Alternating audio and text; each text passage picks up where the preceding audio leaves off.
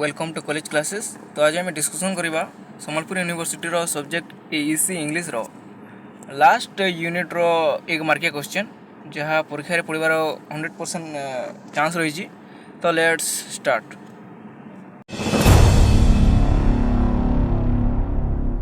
प्रथम चैप्टर टी होची the passionate shepherd to his love. प्रथम क्वेश्चन टी हला what is the central theme of the passionate shepherd to his love. Central theme कौन हो लव आउ nature.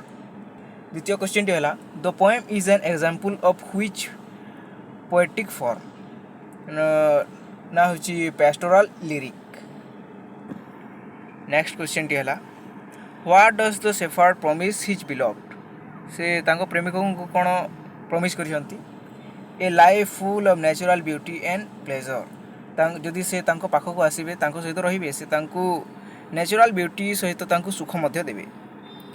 Which of the following is not promised by the shepherd. से कौन promise कर नथिले silver rings देबा को प्रॉमिस कर नथिले तांको। The tone of the poem is best described as playful and romantic. What kind of life does the shepherd offer. से shepherd वा कवि तांको प्रेमिकों को कौन देवा पई चाहउछंती ना रूराल एंड पीसफुल लाइफ। आम ग्रामांचल परिवेश आउ पीसफुल गोटे शांतिमय जीवन। Melodious bird sings madrigals suggest ना कौन करेंगे the birds bring joy through song. से तांको मैड्रिगल्स चोड़ी माने गाइबे तांको पाई। Who is the poet of the passionate shepherd to his love. Christopher मर्लो।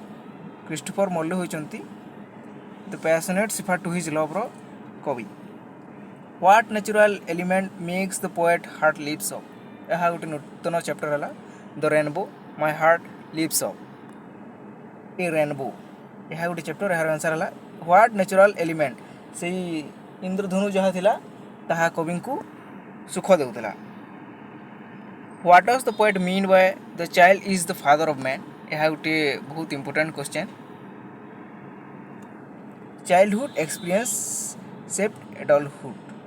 गोटे आम पिला बेल जहाँ जानी ताहा फ्यूचर रे आमको बहुत भाव विशेष भाव प्रभाव पकई थाए। Which literary device is used in the line my heart lives up when I behold.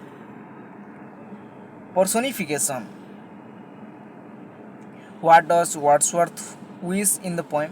से कौन चाहूले कौन विश करुले तांको दिन गुड़िक किपर जीवा बोली से चिंता करते। To always feel joy at the sight of nature. प्रकृतिर दृश्य तांको खुशी लगुला ताको से फील करी आनंद होते। What is the tone of my heart lives up joyful and reflective. सब बहुत इंपोर्टेंट क्वेश्चन माने। Which concept is celebrated in the poem nature. कवि नेचर को देखी तांको सेलिब्रेट कर खुशी को। According to the poet if he loses his love for nature he would rather die. यदि से रेनबो व इंद्रधनु को से देखी खुशी न होते तापरे से बंचीबा को चाहती नहीं से मरीजा को चेष्टा करते। The poem is written in free verse. What does the free bird symbolise in the poem. Caged bird बोले आसला। केज्ड वर्ड गोटे नूतन चैप्टर ना opportunity and freedom.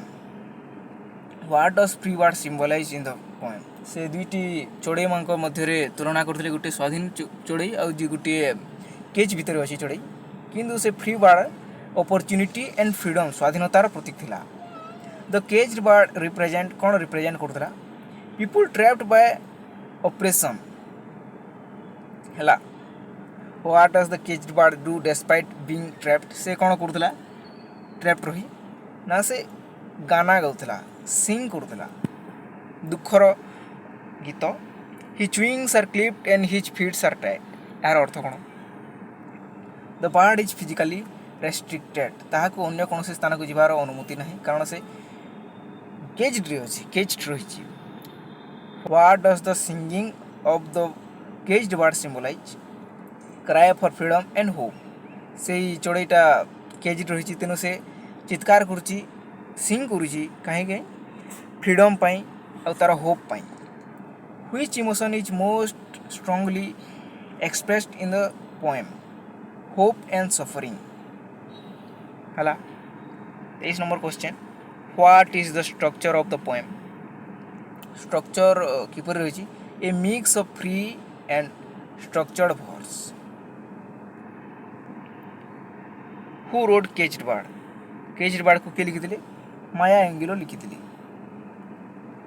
What is the central question of the poem days what are days for नूतन chapter days what are central question of the poem days what are days for है according to the poet where do we live आमे क्योंटे रहू ना आमे दिन मानक रहू आमर जीवन जो रही दिन मानक मध्य चली थाए what happens every morning according to the poem ना प्रत्येक सकाल कौन होता है डेज वेक अस से माने आमको आसंती उठाती यह चली थे what is the tone of the poem days calm and reflective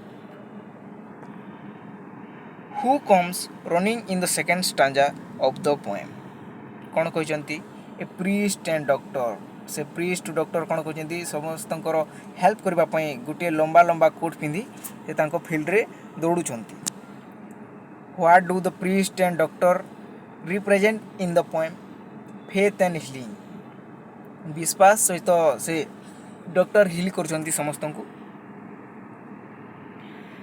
the line running over the fields creates a sense of urgency and seriousness है what is the main theme of days सबू chapter main theme हो question रे आसूची यार main theme है mystery of life and death बहुत गभीर भाव ताकू लिखी तो यह यूनिट 4 बहुत इंपोर्टेंट क्वेश्चन गुड़ाक धन्यवाद।